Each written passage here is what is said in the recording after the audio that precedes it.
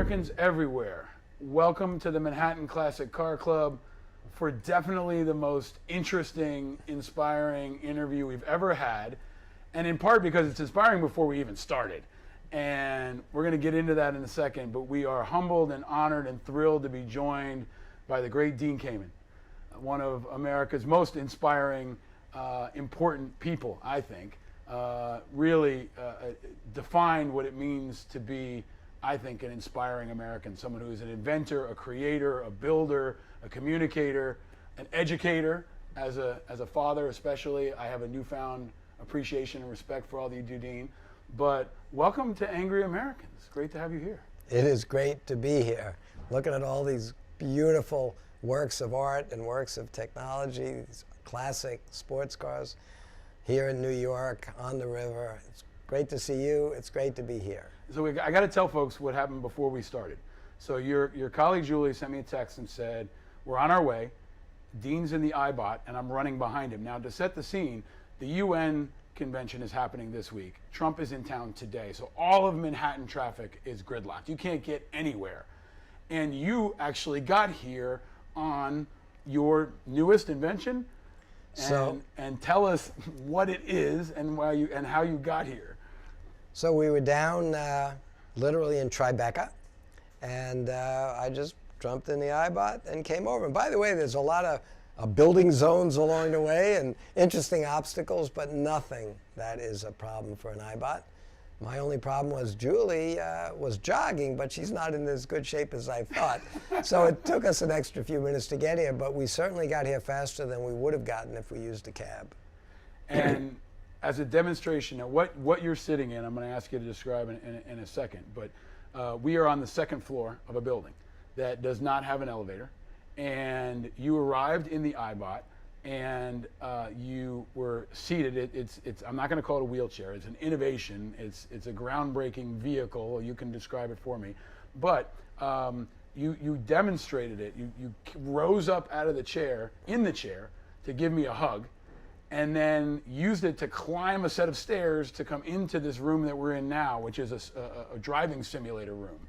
But if you can, just to set the picture for folks who are listening in audio, can you describe what it is you're sitting in right now? What I'm in is what we call an iBOT. It brings you to eye level, and it's kind of a robot. In fact, 20 years ago, it was by far the most advanced robotic device ever reviewed by, for instance, the Food and Drug Administration. It's all fly-by-wire. It's full of gyroscopes and accelerometers.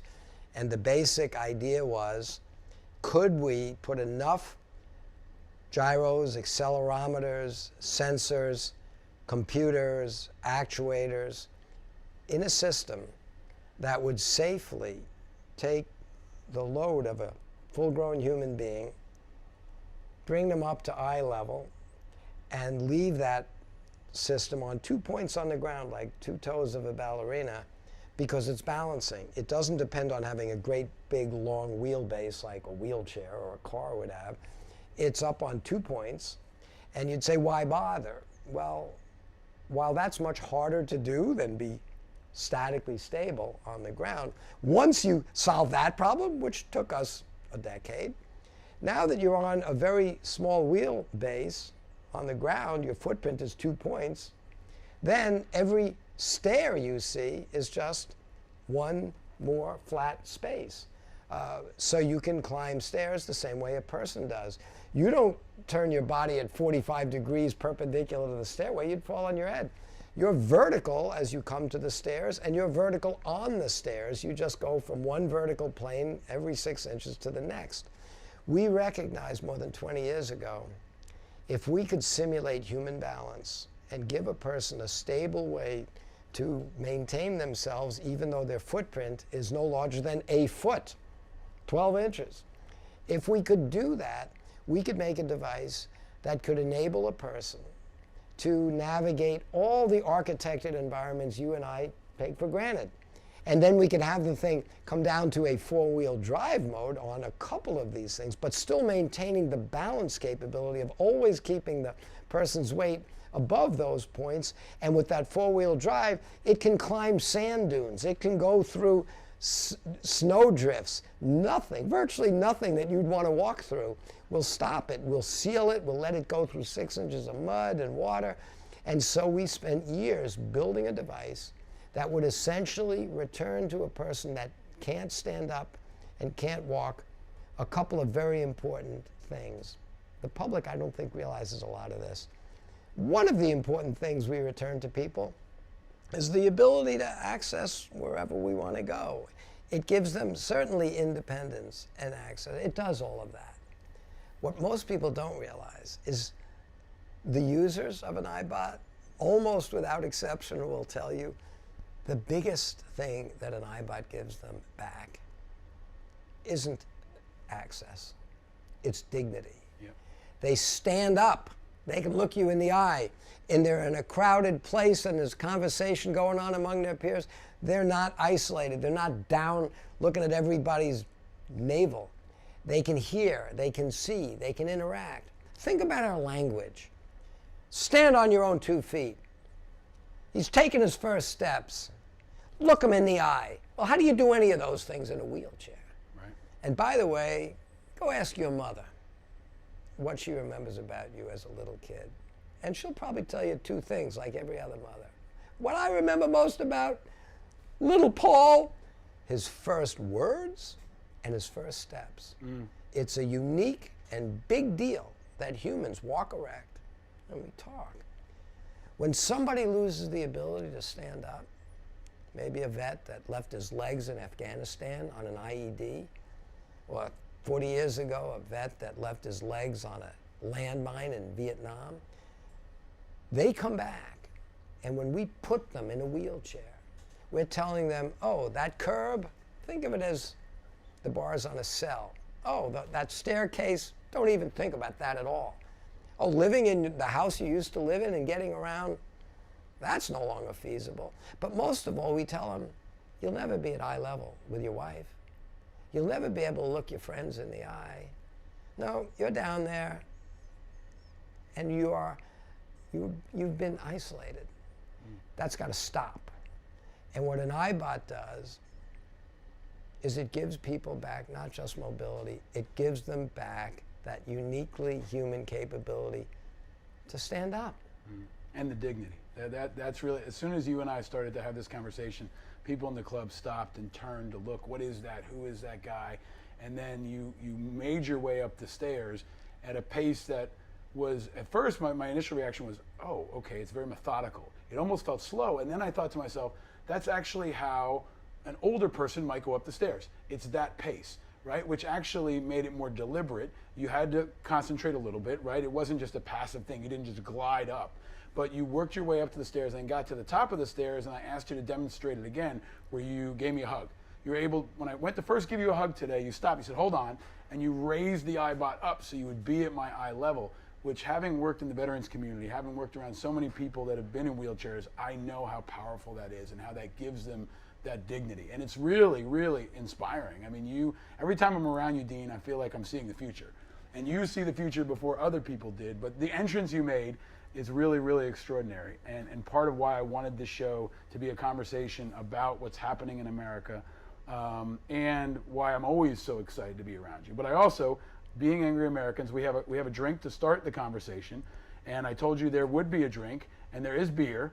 So I asked Julie what you prefer, but what is your drink of choice, Dean? As you're doing all this innovative work, you also live a pretty amazing life in New England, in New Hampshire. Maybe we'll get into that. But what is your drink of choice, Dean Kamen? Well, I like beer. It's just a really good, safe thing to drink. To me, it's the most important food group, right? It's got calories. It's a little bit of a sedative with the alcohol. It's got carbs. I can use some of them. It doesn't have a lot of sugar. So what I love about beer is when it's good, it's great. When it's bad, it's pretty good. And we're drinking a Guinness, and you told me it was a pretty decent Guinness. Cheers to you, Dean. Cheers. To the iBOT. Now, you and I met years ago because of my work at IABA in the advocacy world, and I think, I don't know how it came to be, but I was introduced to your work And I knew about the Segway. You are the inventor of the Segway. You've invented many other innovative things. I don't even know how to describe them, but they're game-changing things like the Slingshot, which turns basically any water into clean drinking water. But you were working with or around DARPA. And maybe for folks who aren't from the military community, can you explain what DARPA is, and maybe whatever you were able, the work that you were doing with them a decade ago and since? So DARPA is kind of the advanced group of people that work on projects that are too risky for everybody else for the military. DARPA is the Defense Advanced, Research Program, and they're credited over the last decades with inventing everything from GPS to almost all the advanced technologies that we now take for granted that would have been too risky for the rest of government or industry to do. DARPA does them. And they came to me and said, the military has always been in the forefront of medical breakthroughs. Most people don't realize that. They pointed out that even in the Civil War, it was the military that figured out essentially how to practically deploy things like antiseptics so that bullet wounds wouldn't cause gangrene and eventually death. They invented better ways to anesthetize people during, sadly, the many surgeries people needed. And they made practical prosthetic limbs. But there I sit, 150 years after the end of the Civil War, with a colonel who's come up to visit me in New Hampshire. And by the way, besides being a full colonel, he happens to be a neurosurgeon. And he's sitting in my office in New Hampshire getting very passionate and saying, but Dean, it's great that during the Civil War in the 1860s, they would take an arm off a guy that was getting infected because of a lead musket ball, and they would surgically remove it. An advanced technique back then, save the soldier's life, but they would give him a wooden stick with a hook on the end as a replacement. He said that was pretty good in 1860. He said, now I've got young soldiers coming back from Iraq, from Afghanistan, and we don't give them muskets. We give them $100 million F-35. We give them all sorts of advanced stuff. But when they have to go crawling around in those caves, and they come across an IED that might take off an arm or two, we bring them back, we keep them alive, we do great triage, and we don't give them a wooden stick with a hook on it. No.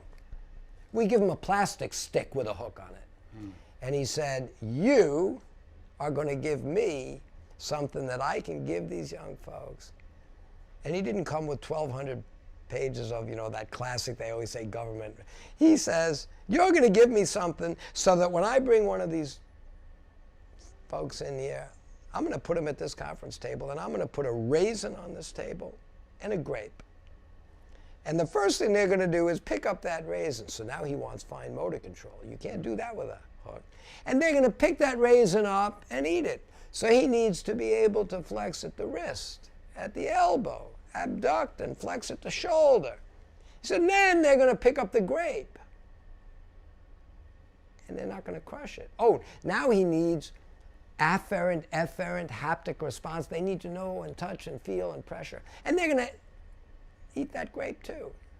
And by the way, the thing you give me, it's not going to be any bigger or heavier than the original equipment, the arm that they used to have. And it's going to be able to do all these things for them. And I told him, really, you're nuts. But Colonel Lang wasn't nuts. He's a brilliant surgeon. He's a passionate soldier.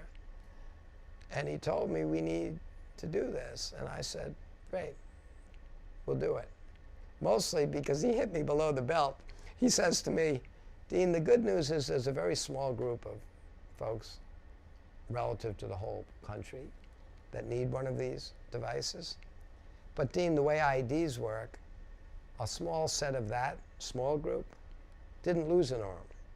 They lost two. Now, I don't know how well you deal with losing an arm, but compared to losing two, that would seem like an inconvenience.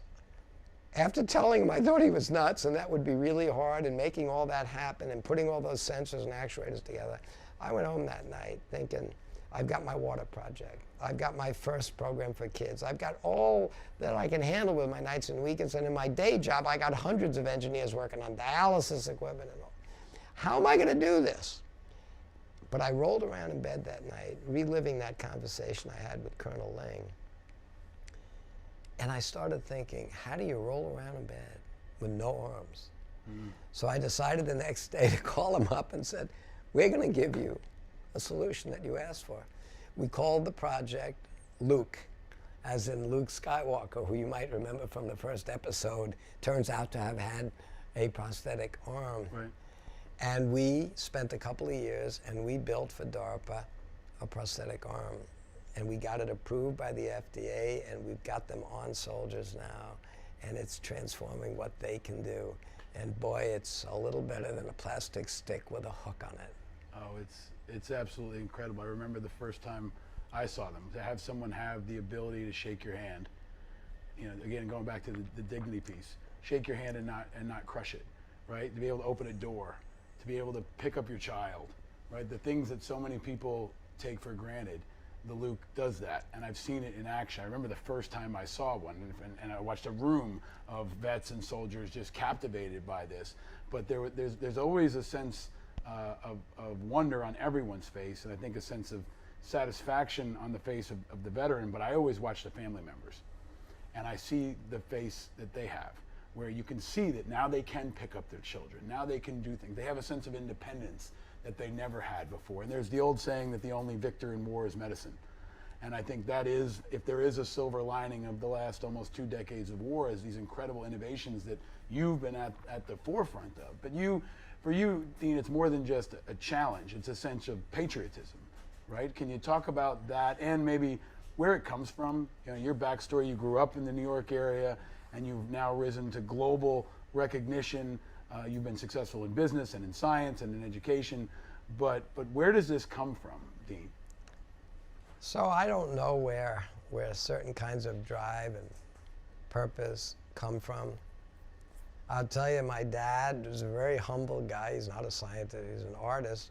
But my dad had a 2-year all-expense-paid vacation to the Philippines from 1943 to 1945. And he came back from World War II, like all the other vets, and just went about life, realizing how good life would be when you're not at war. He was a young guy that came back, married my mom. They were married for nearly 60 years until he passed at nearly 90.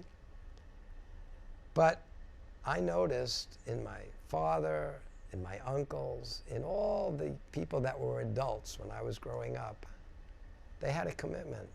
And they appreciated what they did for each other. And I think a lot of kids, but not all kids, could appreciate what they did for us.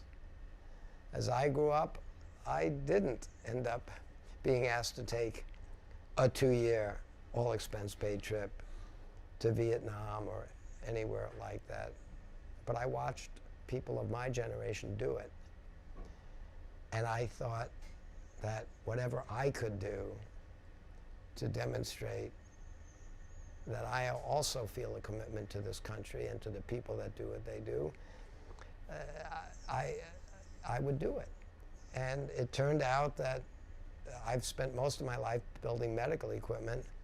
So when I was asked to take the specific task of let's go build a piece of medical equipment that, while it might be useful to lots of other people in the population, will design it to meet the needs of the military. DARPA asked me to do it. Frankly, besides being a technical challenge, we were honored to do it. And when we had the first ones ready to get some feedback, I took a whole bunch of my team down to Walter Reed. And we visited a hospital there, and we met all these young people. And we showed them this arm. And before we walked in, I told all my guys, look, I know we're engineers and scientists and physicists and tool makers, but this is where the rubber meets the road. Now you're going to see what we do. But you need to know we're going to see a lot of young people, some of whom have been very, very, very recently brought back here from Landstuhl, from Germany. They still may have open wounds, and you don't want to be squeamish. But more than that, they'll have emotional wounds. And we need to let them know that we're here to help them. And we need to give them some sense that life's going to get better, and we're going to give them support. And I sort of lectured my engineers, you better be prepared to be positive, and don't be down. And they all said, oh, of course. I was so wrong. I've spent most of my life visiting hospitals, whether it's with dialysis equipment or other things we make. And frankly, you see a lot of people, many of them, fairly mature. And no matter what, sometimes they're grumpy or angry. They want to know why their knees don't work as well as they used to. They don't want just to fix that knee. They want to play tennis. They don't want to have their eyes work because they wear glasses. They want to, basically, people expect great things, and when they don't get it, they're grumpy, even if they're 70 or 80 or 90 years old, right? That's what you see in a hospital. You don't see a lot of happy, enthusiastic people. So I was warning my guys, look, you're going to see a lot of young guys, maybe some special forces guys cut down in their prime. And there's this guy that has a neck bigger and stronger than my whole body, but he doesn't have legs. He's going to be pretty bummed out, right? So I give them this little pep talk. We go into Walter Reed, and one after another, as we talk to all these young guys, oh, yes, sir. Thank you, sir. We're asking, which would you like, faster action or more force? Oh, that would be good. And finally, after probably an hour of meeting all these young people that just seemed to be positive and enthusiastic and optimistic, and they kept thanking us at the end of every sentence. I said, yes, sir, yes. I said, will you please stop thanking us? Compared to what you've done, we're here to thank you and show respect for you and show that we're going to help you. Oh, well, thank you for that, sir. They couldn't help it. But by the end of that meeting, I realized we weren't there to cheer them up and inspire them. These people were inspiring my engineers to do more, to do it better, to do it faster. But it's an extraordinary group of people, and sadly, most of America has no sense of how small that group of people is, how committed that group of people is, and how much we owe that group of people. I think that's right. I think that's right. And I think one of the things I've learned from you is that your innovations, in many ways, to me, once you see them, the wonder and the impact of them are obvious, but the path toward acceptance is not. And I want to get into the bureaucracy and the frustration that you sometimes face. But before I do, I want to ask you one of the core Angry Americans questions. I mentioned it to you on the way in. We're in this place that's surrounded by innovation. You've lived so much of your career on things with wheels and things with motors and things that go. Dean Kamen, what was your first car? So at the age of about, 17, whatever, you can get a driver's license. I got a driver's license, a monumental day. But I didn't have the money to buy a new car, and I wasn't going to take money from my parents. My mom's a public school teacher here. My dad's an artist. But I went off to a junkyard, and I bought, for back then, which was a lot of money to me, $275. I bought, even back then, it was an old sports car, an old 1963 Triumph TR3. And it had a few problems, like, no muffler. But we hauled it home, and we spent a summer rebuilding it, and I drove it for years. And it was a beautiful little machine. Wow. Do you remember what color it was? When I got it, it looked like a chameleon. It was rusty, it was green, it was yellow, it was red. We painted it ourselves, and it wasn't my finest bit of work. We painted it British Racing green, and we bought some seats out of a newer model TR4, modified the base so we could plug it in there. So I had this little hermaphrodite sports car, TR4 seats, TR3 mostly, and we rebuilt it and we kept it running for years. Wow. And where were you living at that time in your life? I was going up and back between Long Island, at my parents' house, and Worcester, Mass. I was at Worcester Polytech at the time. So did you know at that point in your life when you were 17 that this is what you wanted to do and meant to do? At what point did that click where you knew? Because so much of the work you do is also focused on the next generation, and I want to get to the Lego work and other work that you've done that I think is so inspiring. But for folks who are listening, we have people who come from all backgrounds, all over the world, all different age groups. But was there a moment, for people who are either parents or maybe they're students, that was pivotal for you, Dean, in shaping this trajectory that you would go on? So this may sound corny, but it's true.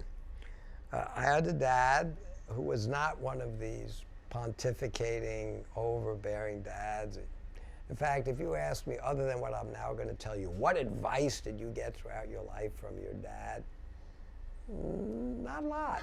My father was a very quiet guy. He was born an artist. He was an illustrator for the comic books of my day. Yeah. He ended up being the art director for the first, illustrated encyclopedias. Did he work at Mad Magazine? He worked for EC Comics, Yeah. Tales from the Crypt, Shock, Horror, Suspense, Mad. He's a genuine card-carrying, real illustrator. Incredible. But as a young kid, I'd watch him at his easel every day. He would take the Long Island Railroad here into the city, deliver his stuff, come home. After dinner, we'd go out and play. He'd go up and do more work. And one day, I think it was a weekend, I was still very young, we got up, we're gonna go out in the yard and play, and the other kids are out playing, and their moms and certainly their dads are out playing with them.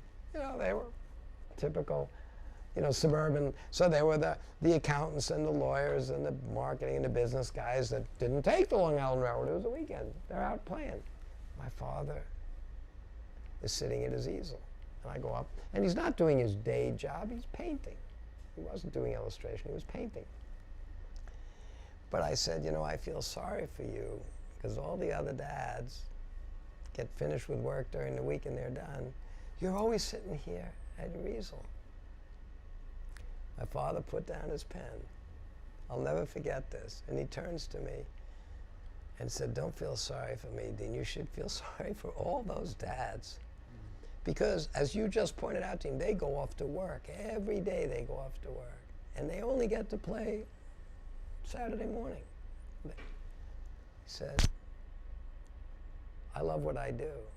And I do it all day. And that's why when Saturday comes, I'm here. And he looked at me and he said, you need to find something that you love to do. And you need to make yourself so good at it that you can make a living doing it. And then you'll be happy. And if you're happy, you can make your friends and your family happy. The most important thing you need to do is find something that you would do whether you were getting paid to do it or not. It's not a job. And I thought long and hard about that. Well, a number of years later, I had to repeat that story to my dad because I was off at school. Now I have an older brother who's a doctor, MD, PhD. My mom's favorite son, her first son, and he's a doctor. And I'm struggling in school. I never liked being told what to do by teachers, parents, or anybody else. I'm trying to learn as much as I can, physics, math, engineering. I'm trying to work on stuff for my brother. Finally, going to classes and doing some of the required stuff that I didn't see was a straight line to the skills I wanted to develop. I finally said, I'm going to take a little time, run my little business, and I'm probably not going to graduate. Well, when I told my mom, a teacher, I'm not going to graduate, or at least not on time, she was not happy. So I figured I'd go get my dad to help me out, and he wasn't happy. And I looked at him and said, you're the guy that told me, find something I want to do, something that I can get good enough at, that I can make a living doing it. And I said, Father, I have no artistic skill. I can't do what you do. I can't draw a straight line with an edge. But I can design solutions to real problems. And as I'm picking up the skill sets of electrical and mechanical engineering, and as I'm learning more of the basic physics and I'm learning more of the basic math, I can apply these things in a way that can help people, that I can do professionally, and I'm committed to it. That's what I'm going to do. And he just looked at me and I said, you told me to go find something. I did. And as they say, the rest is history. I did quit school, but a number of years later, I went back. They gave me an honorary PhD. I was their commencement speaker, and I've now collected some of those honorary PhDs and commencements, and I've got a wall covered with recognition for that. You've got quite a few. But you've always done it, your way. You've seen a path. Even, your entire operation is headquartered in New Hampshire, right? Which I love New Hampshire. I think it's an incredible place. I love New England. But that's a different choice, right? Some people might have been in Northern Virginia or somewhere else. You've been able to carve out a path that you see as a path to the future. But it hasn't been without obstacles. And even coming in here, you were telling me that you wanted my help in trying to overcome some of those obstacles. But you created the Segway. You created so many innovations that have changed the world, but yet you still face friction. So maybe this is the answer, it may not be, but Dean Kamen, what makes you angry? Well, you pointed out that I moved to New Hampshire, and I think people think this is folklore, but it's the absolute truth. I grew up in New York. I love New York. I mean, look at this place. There aren't too many cities like New York. But when I started my business down here in my parents' basement, there was one set of regulations after another. And then I started realizing as I needed to hire people to help me, young people that have degrees in electrical or mechanical engineering are not likely to want to move here. If you're in the banking business maybe, or in the media business, you can do that. But I remembered being every weekend going into Boston to visit my brother who was doing a guest residency up at Children's Hospital. And he would take me out to the car to put me back on what was then the Eastern Shuttle to fly back to New York. And I'd see a lot of the cars in the parking lot at Children's Hospital in Boston. And most of them were Massachusetts. But a few of them would say New Hampshire. I'd never been to New Hampshire in my life, but under every license plate that at the top said New Hampshire, the bottom said, live free or die. And I was getting so fed up with the unnecessary processes that had been put in place that did nothing more than slow down progress or make it more expensive. I said to my brother as we were getting into the car, how far away is New Hampshire? And he said, I've not been there either, Dean. He was at Yale at med school in Connecticut. We grew up in New York. And he said, it can't be very far. So I said, let's go. And instead of going through the tunnel to go back to the airport, we drove north. And within a half an hour, we saw this big sign that said, welcome to New Hampshire. And we visited, we got off the highway, we looked around, and I said, I think before I get so tangled up and can't move, I should take my little group of people up to New Hampshire and we'll build our future here. But people ask, why did you move to New Hampshire? And my serious answer is, because the license plates say live free or die, and that makes a lot of sense to me. Yeah.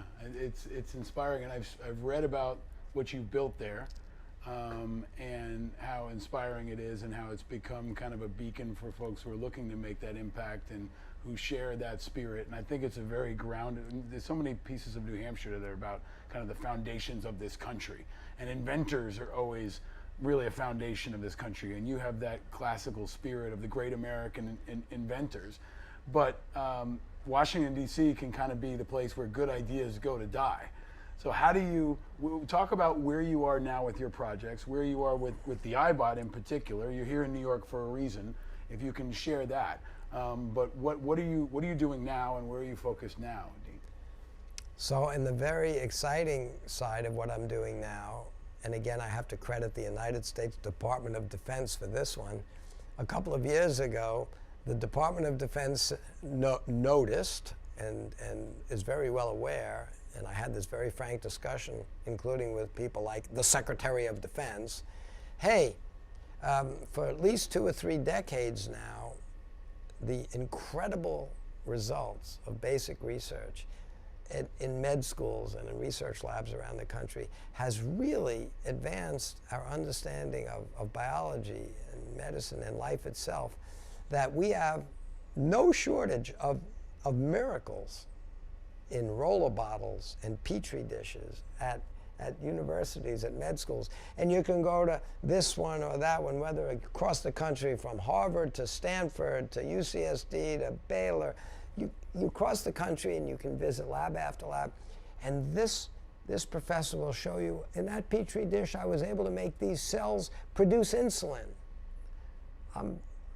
I could cure diabetes. I'd love to put myself out of the pump business by giving everybody a new pancreas.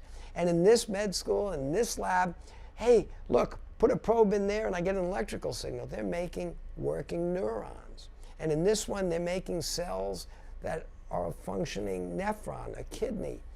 And all of these advances are just breathtaking. They would have been science fiction 20 years ago. But there I am at the Pentagon being told, but Dean, there's 20 years ago, they were showing pictures of a human ear being grown on the back of a mouse. That's a pretty famous picture. The public has seen it. Right. And they're saying, but Dean, more and more great research is coming out, but where do we see? They're not making kidneys. They're not making livers. They're not making a pancreas. They're not making lung. That's an engineering problem. That's a manufacturing process. That's not basic research.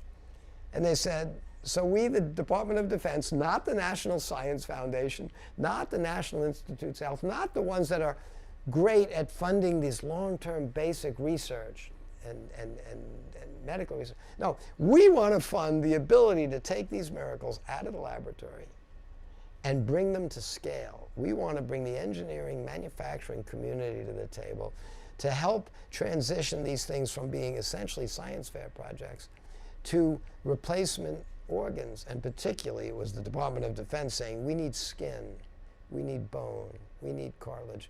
We uniquely need a lot more than maybe the general public does, but we need to turn it into high volume, and we need it soon.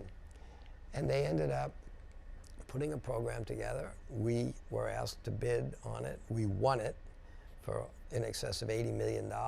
We got it matched by in excess of $200 million from industry. And it's been about 2 years. And I'm really excited to tell you that, a little over a month ago, in a completely closed system, we started to demonstrate what we told them. I told them within 5 years, we would be able to demonstrate a process that would essentially be a platform, an engineering manufacturing platform of the technologies necessary to manufacture replacement human organs.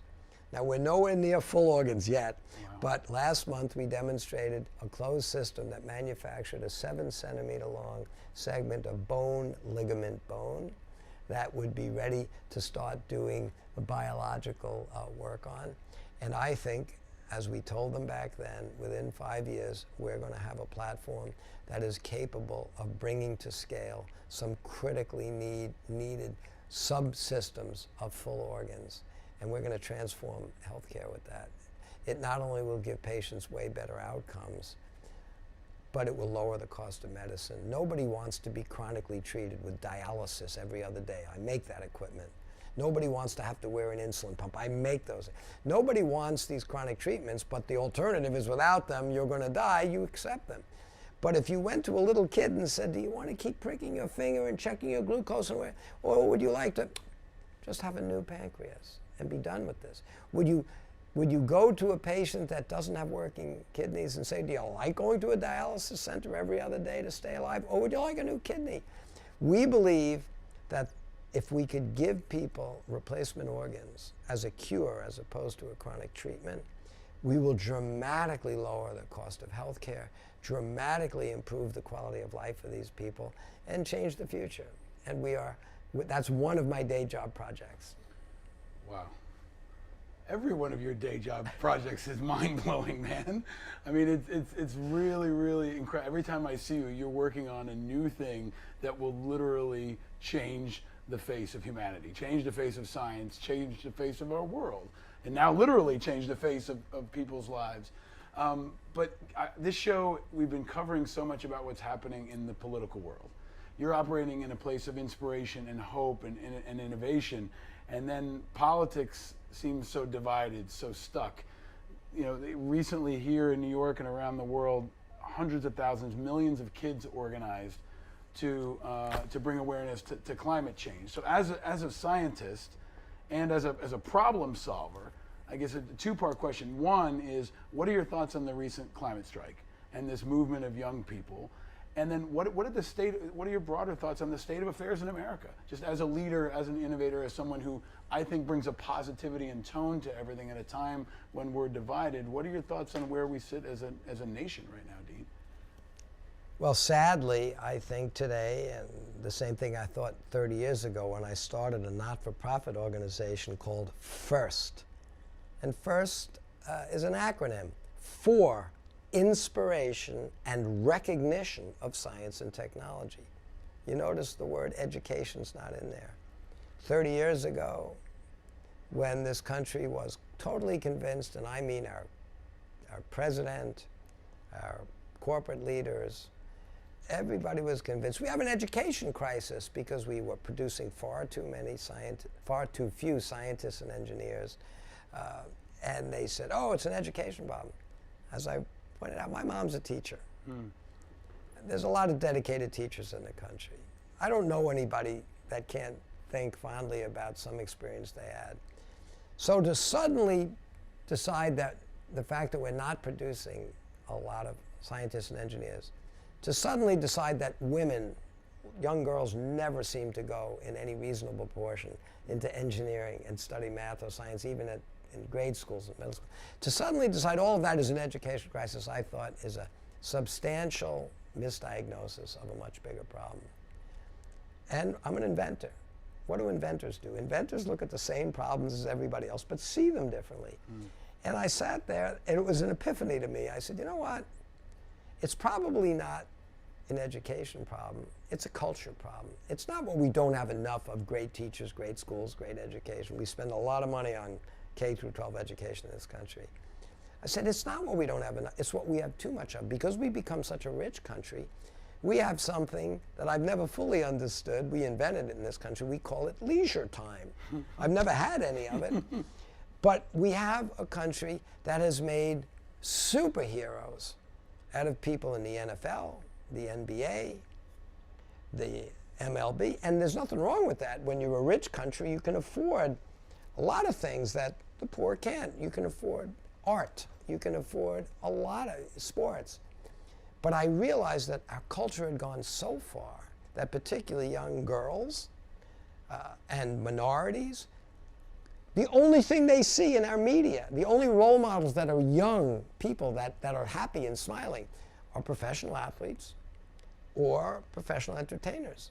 And you could walk out on the streets today, 30 years later in New York, and every kid on that street can tell you the name of some famous living football player or basketball player, and that's great. And somebody from Hollywood. But they know about the Super Bowl, the World Series, the Academy Awards. Can they tell you the name of a famous living scientist or engineer or inventor?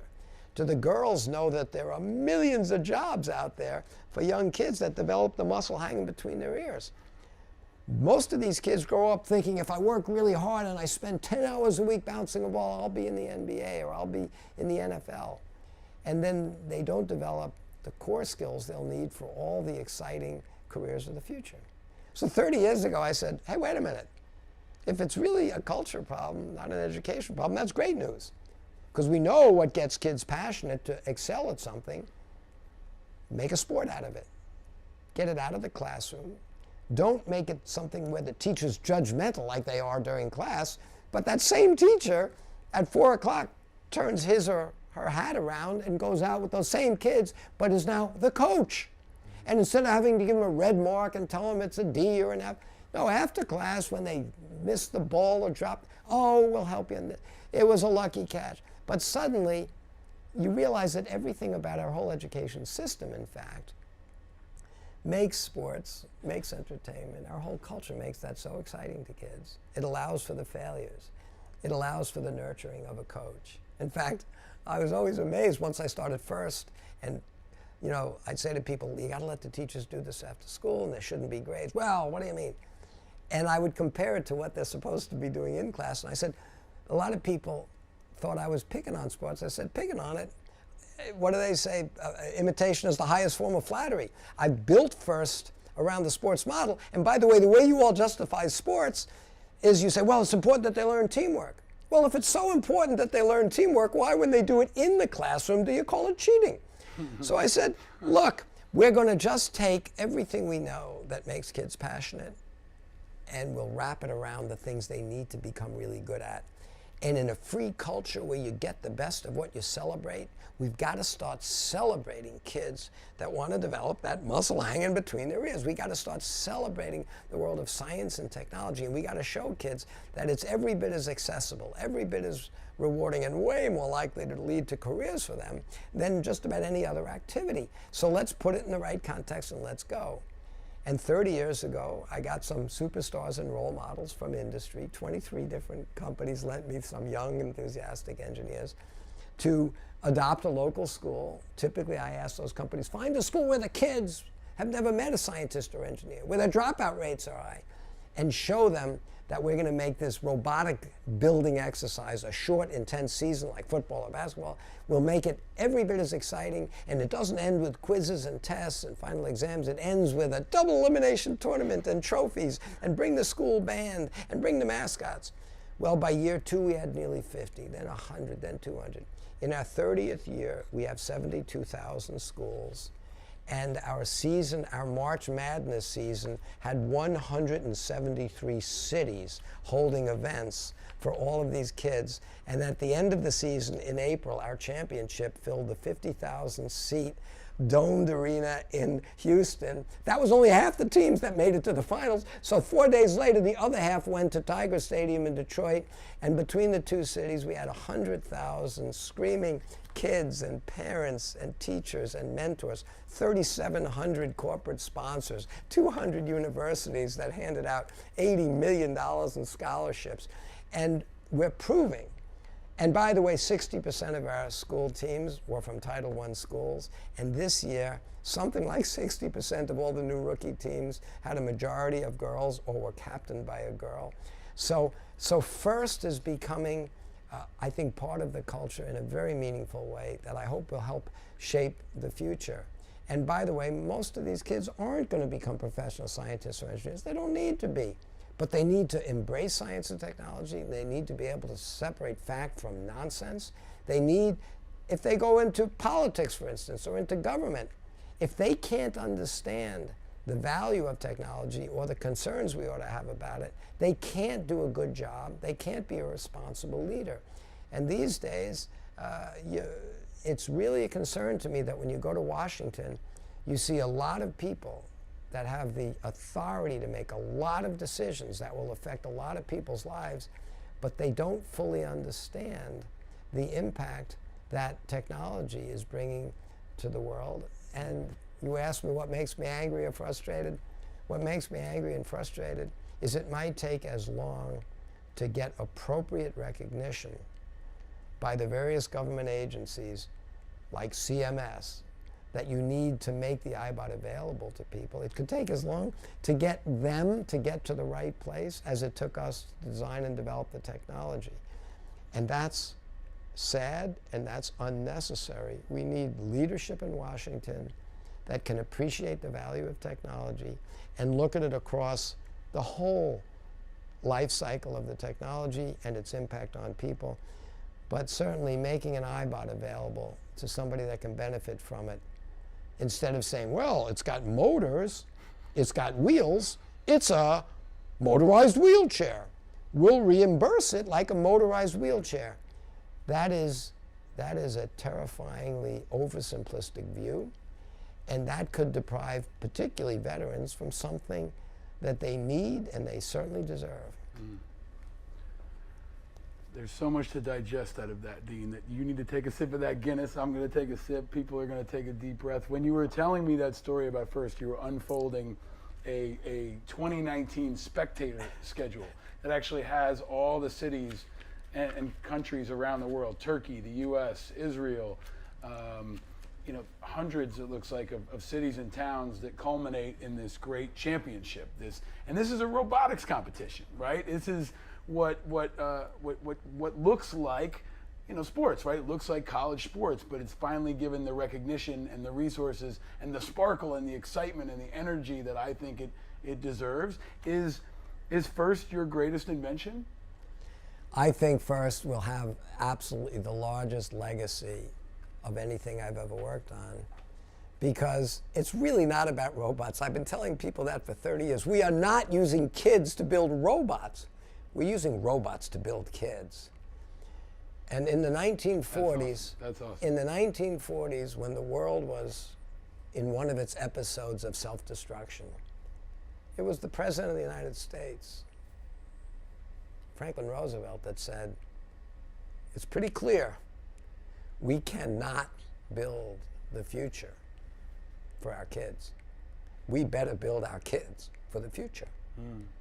And I looked at the way technology is moving so quickly over the last 30 years, and I realized back then, if we don't get more kids to have a way to appreciate and understand and participate in the advances and the new careers that are being created by technology, if they're not on that bus, they'll be under it. And I think we've now started to get more recognition for that. But as I said, we are not using kids to build robots. We're using robots to build kids. And the corroboration that they have and the understanding that it gives them about the power of problem solving and of technology and the need for innovation, I think FIRST is absolutely the most important thing I've done. Because people say to me, what is FIRST really about? And I say, FIRST is curing cancer. FIRST is eliminating global warming. FIRST is, and I go down, so what are you talking about? It's kids playing with robots. And I say, really? So you think you or I in the next few years are going to solve all the world's problems with cybersecurity and access to food and water and healthcare? And you think we're going to do it? I don't think so. So who's going to do it? The next generation. It's the farm team for the future, right? It's the farm team for America's future, for the world's future, right? For the world's future. This is happening in a political environment where there was a very powerful image in the news where Trump was speaking at the UN about climate change, and Greta Thunberg was over his shoulder, the 16-year-old Swedish activist. And there's this power dynamic, and she's been very aggressive in saying, you have mortgaged our future, there will be accountability. She's angry, right? And I think rightfully angry, in the same spirit of this show, that there are things that we should be angry about, and it's about channeling that anger into positive outcomes, and that's what you've built, and that's what you're doing. But you're also a leader, and you set the tone in your language and your example. What are your thoughts on the president? When you see this is a man who has been aggressively, I think, anti-science. You may not view it that way, but what are your views on this environment with this president? And just as a leader, what do you think? So I think, to me, the whole debate about whether human activity is causing all of, some of, or an immaterial amount of global warming is a fool's errand. It's not a question that will get an answer that can be demonstrated by doing a double-blind test in another parallel universe. But why answer questions that are mostly rhetorical? I mean, as a kid, I remember being told, philosophers do this and this, and I was told that philosophers look at that glass and ask, is it half empty or is that glass half full? And I remember thinking to myself, well, 1/2 equals 1/2. It's a simple truism. So the fact that the English language is full of vagaries is not something we should call philosophy. Get over it. I think we should look at that glass that has half of its volume with a liquid in it and half of its volume not, and say, is that safe to drink? To say, is there enough there for everybody? To say, if there's not, how are we going to make more? But answering stupid rhetorical questions, I don't have time for.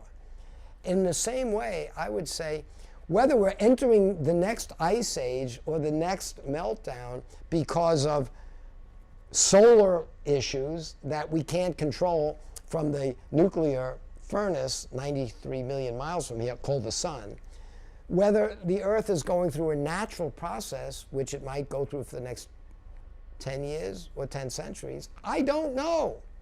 What I do know is, if it's going through that, are there things that we as inhabitants of this delicate little sphere can do to make our own lives better, and at least in the foreseeable future, the lives of people that come past us better. And by the way, if we could apply technologies so that, for instance, we can take photons coming from the sun and make them directly into electricity, so we don't have to drill holes in the earth, move oil, move it across a few continents, boil most of it to turn it into, put it in a truck, move it, put it in the ground, take it back out of the ground to put it in a car.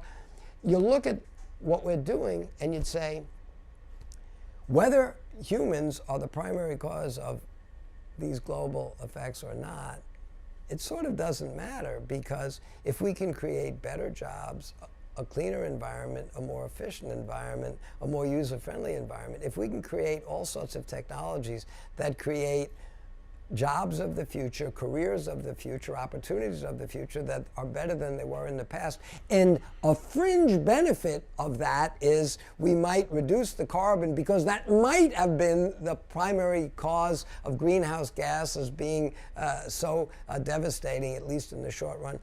My real frustration is we let the politicians turn this big debate into, is the glass half empty, is the glass half full? If that's the kind of question you want to answer, you should go off to the debating society, but get out of the way.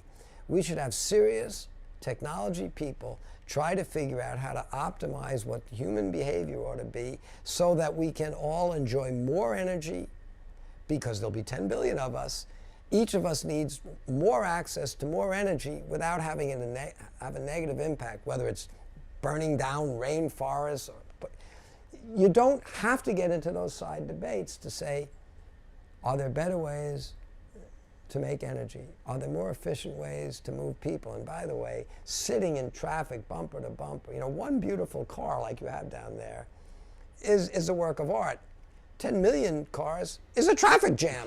Let's figure out better ways, more efficient ways, more fun ways, more sustainable ways to use advanced technologies to move people around, to help them communicate. And it shouldn't be a compromise between, I'll either have a cleaner world or I'll have more resources. Good engineering, good innovation allows you to do both. And in every generation, we should raise the bar by giving people a better quality of life, a longer life, and more access to sustainable futures. And technology can do that. Politics can't. Politics is about a zero-sum game. You've got the oil, I want the oil, we'll fight over the oil. You've got the water, I want the water, we'll fight over. You've got the land, I want the land. And politics is about dividing the world into little regions that fight over things. If you think about it, the arbitrary lines on this globe are arbitrary. If you go into space and you look at this beautiful planet of ours, you don't see the lines. So if politics has been, since it came into be, a way to divide the world, technology is a way to unite the world. And if all the kids in the next generation learn how to communicate and cooperate and be on the same team, working together, they're all going to face needs for water and food and cybersecurity and healthcare and education.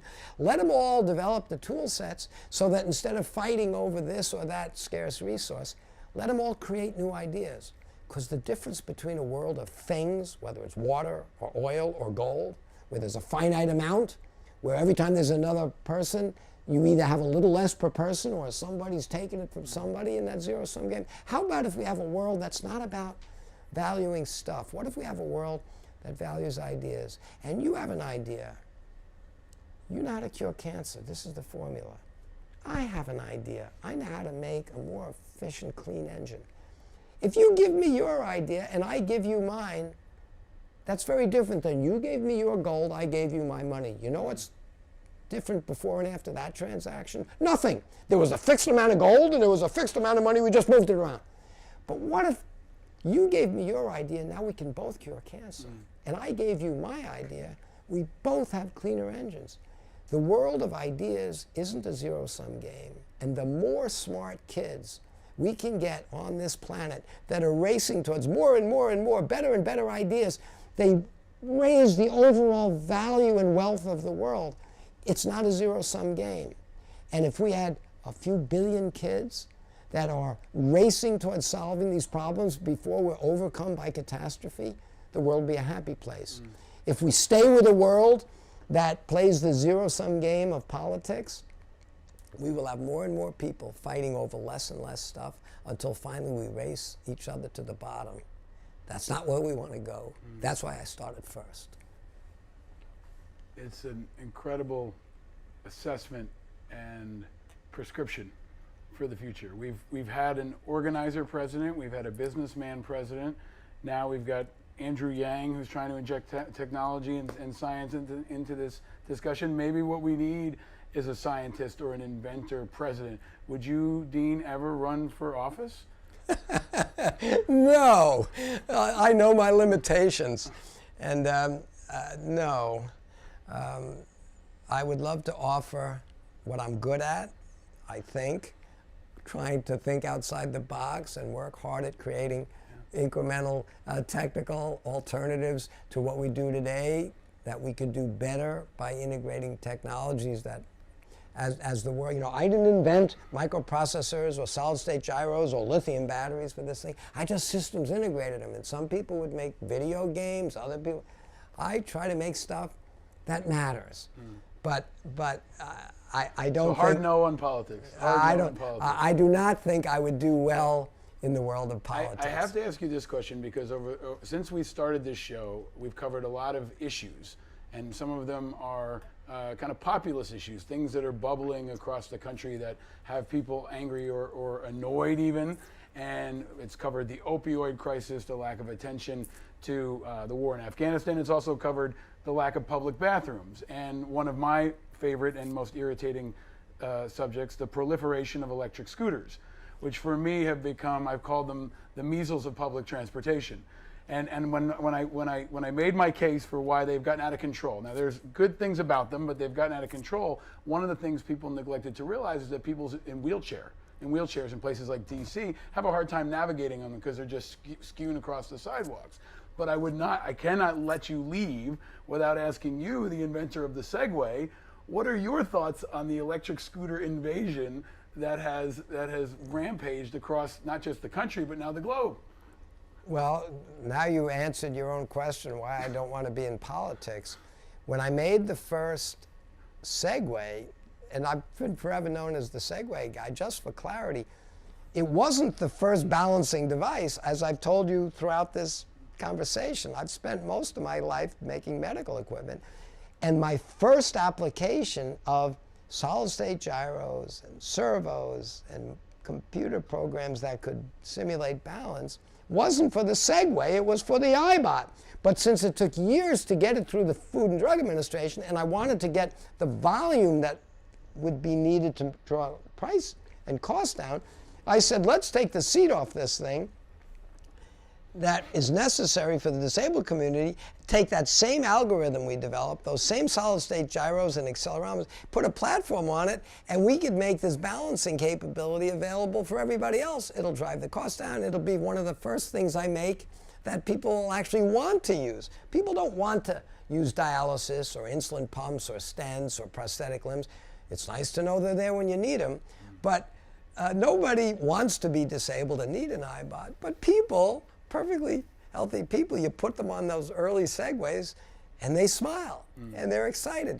So I made the Segway for whatever reason, because it was maybe more potentially useful to a much larger population, thank goodness, than iBOTs. I'm forever known as the Segway guy.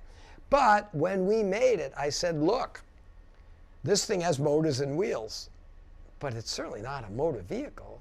I mean, you don't want this Segway with grandma on it in front of a bus in the middle of a city or on a highway. But on the other hand, it's probably not going to be welcomed on a sidewalk because sidewalks were made for pedestrians.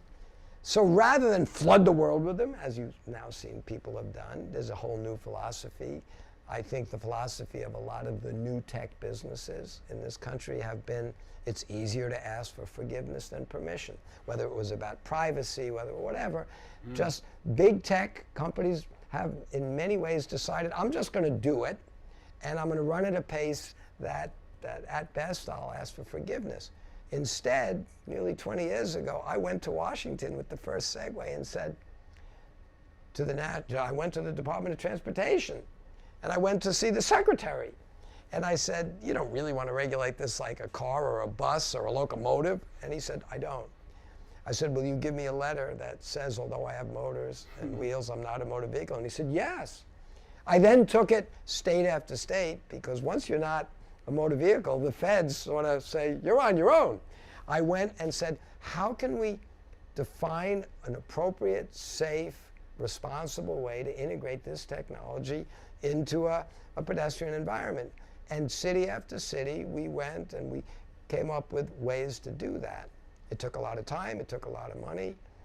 Well, 15 years has gone by, and once the cost of motors and lithium battery, once the price of a lot of things got cheap enough, and once people said, I don't need them to be safe and redundant, I'll just sell them like a consumer product.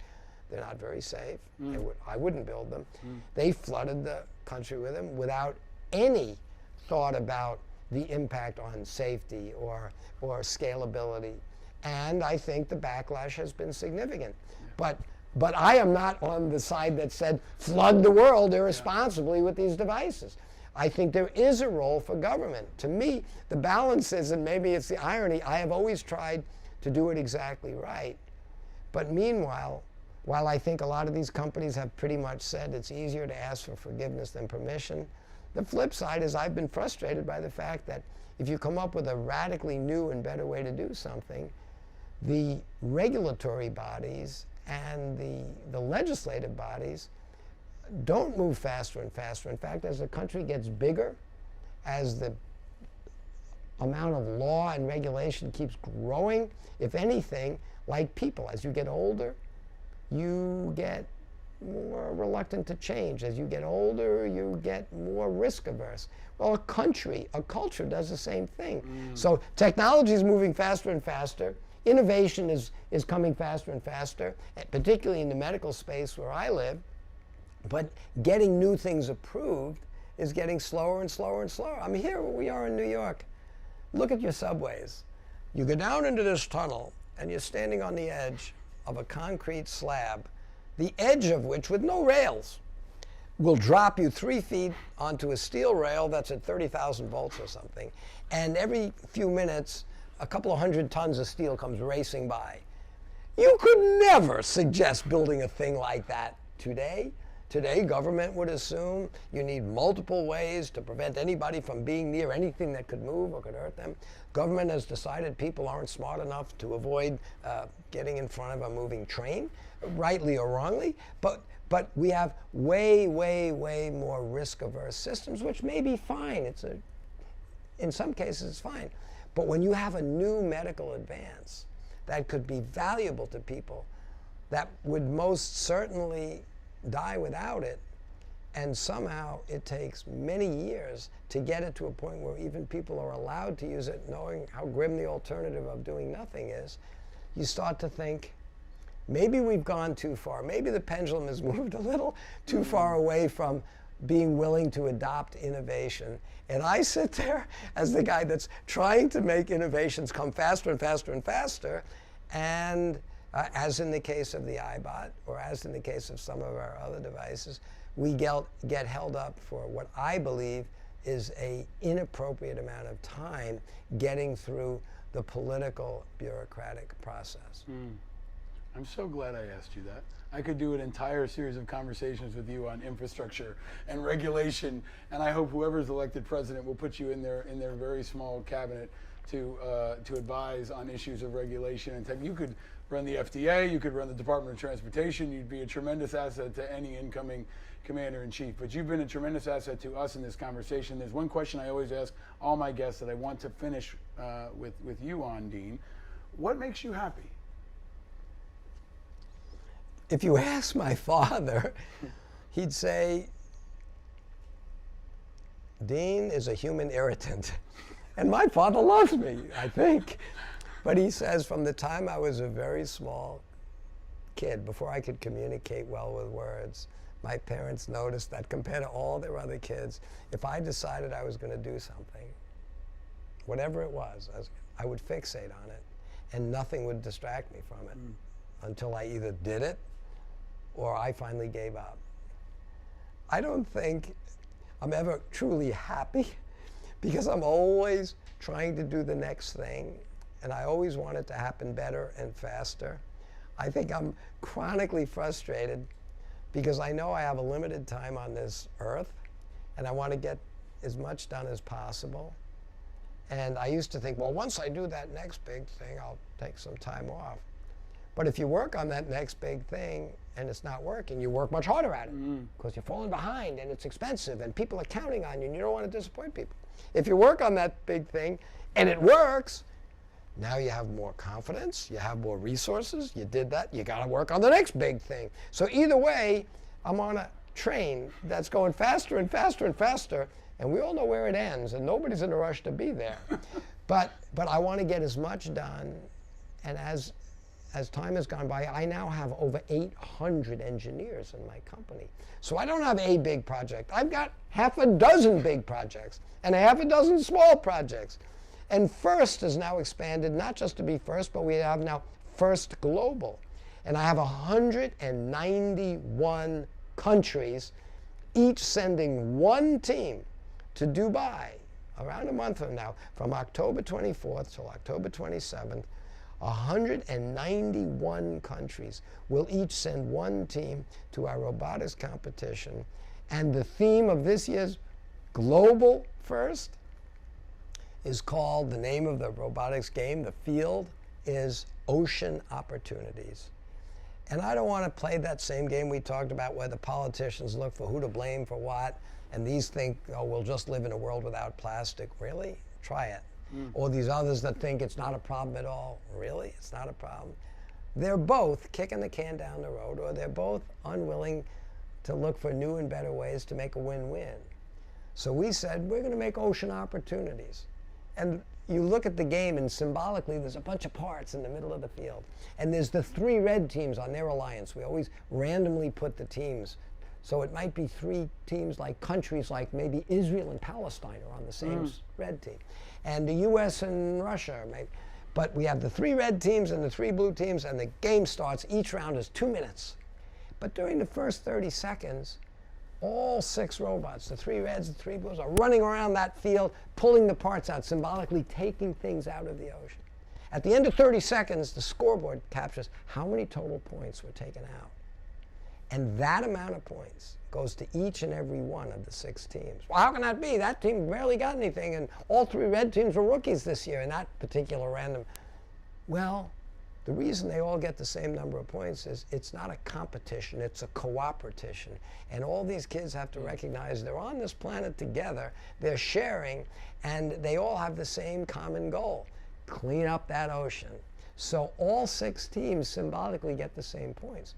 But to make it exciting, to make it a competition, to make it so that the world gets the best of the best, during the next minute and a half, each team has to take some of these things, and if they can get them up here, that symbolizes recycling. It doubles the point count for each one of those. If they get it over here, it shows a reduction in use.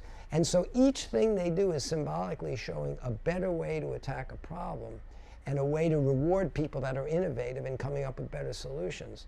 But I will have, for 3 days, the future of the world in Dubai. We will have these kids all working together, communicating and cooperating, because we're going to get to them before their parents teach them how to hate each other, to teach them how to literally do in the next generation what every generation before them has done around the world. This group teaches their kids their language, their culture, their religion. That group teaches them their language, their culture. And fine, you should keep all those things. Keep them at home. Have a good time.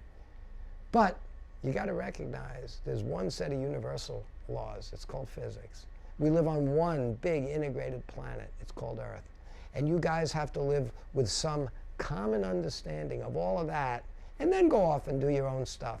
But you've got to stop repeating the self-inflicted wounds of your parents and your grandparents and the culture that goes back 1,000 years. We've got to create the first generation of kids on this planet that recognize that we're all going to succeed together, or we're all going down together. Well, I think any of us who've been able to hear you feel like we can succeed and feel like we are happier. And it does sound like all of your work brings you inspiration and energy and happiness in the spirit of what your father taught you many, many years ago.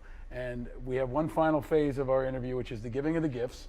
So you can remain in your iPod or do some tricks in it. But we've got a series of gifts that we give to all of our guests. The first I will give you is a slight innovation in that it is some Angry Americans merchandise, but it's innovative because it's made by veterans and it's made in America, which is tough to do, super comfortable. I hope you can wear those and rock them on an iBOT or a Segway or any other awesome thing that you come flying by where I'm at in. And lastly, we've got a couple of other gifts for you. Now, the first is we were talking about all the teams. This is a color quiz. There are 3 kinds of peeps. Classic peeps. Maybe not an innovation on the scale of what you've invented, but an interesting innovation and invention nonetheless are peeps. So Dean Kamen, if you had to choose one color, would you choose yellow, blue, or pink? I'd probably choose blue. I've been wearing blue my whole life. Very simple answer. And what do you think of peeps, Dean? Did you grow up eating peeps? I didn't, but it's become a phrase that people use around my little company deck all the time now, because I have all my groups working on projects. Hey, how are we going to get to this? And almost a shorthand that people have, I'll get my peeps on it. And so the word peeps is used as a very positive way to say my team. I love it. Okay. And lastly, we have been enjoying our Guinness, but each guest, I go to the same store each time, and I'll take this. I can hold your mic for you if you want. Shall I open it? Please do open it. Each time I choose a different selection that is inspired by the guest. And if we need to rip it open, we can rip it open. This is good for audio. The iBOT does not have a knife in it, does it? I have one in my pocket. I figured as an inventor you've got one. But I wanted to we pick an American whiskey each time. Peerless Bourbon. And I felt that this was appropriate because it's called Peerless. And it's a small batch. It is a small batch. It's made, but I think your work is without peer. Well, and you have truly been an American who has shaped the past of this country, you're shaping the present of this country, and you're shaping the future. And I've really been so humbled and inspired to know you and to be in your presence and to just see the contagious positive energy you bring to people. It represents the best of this, what this country is all about. And you made the best entrance we've ever had on this show. You're going to make the best exit. If there was ever a time for folks listening to go to our website and watch the video, this is it. We're going to post the video of Dean's entrance on angryamericans.us. But Dean Kamen, you're an incredible guy, and I'm really honored to have you as a friend and excited to see what you do and thankful for all that you do for this country and for this world, man. It's been a real honor to chat with you. Thank you, and it wouldn't be me if I didn't give you homework. Everybody I see everywhere in the world, I give them homework. And one is always find a way to get involved with FIRST, my robotics program for kids. And don't tell me I'm not an engineer, I'm not. We need parents, we need moms and dads, we need teachers, we need corporate sponsors. We need to get a movement so that every kid in this country, every school in this country has the opportunity to have a FIRST team, just the way they all have opportunities to have all the other sports teams, but we're the only sport where every kid on every team can turn pro. So you gotta help us put FIRST in every school. And the second, which is much, much more focused on what you do every day, and which is why you're one of my heroes, you need to get the community, not just the people that need iBOTs, but the people that need iBOTs. The American public that depends on our military, that ever-shrinking group of people that's asked to do so much. We need to get those people organized to make sure that these people in Washington understand this is not a luxury, It's not a toy. It's not a wheelchair. It's a piece of equipment that I think every disabled person in the 21st century that could benefit from it ought to get it in the richest country in the world.